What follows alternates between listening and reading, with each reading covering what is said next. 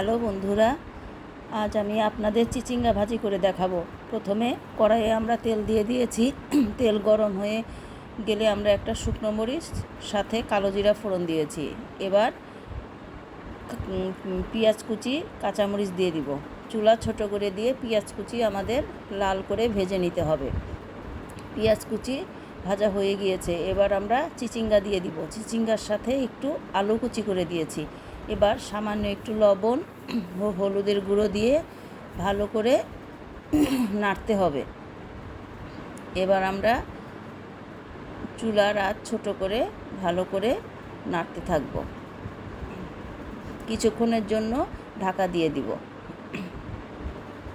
এরপর ঢাকা খুলে আবার ভালো করে নেড়ে দিব।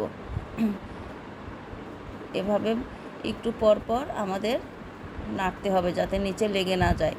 এবার চিচিঙ্গা ফাঁকা করে আমরা একটা ডিম ভেঙে দিব।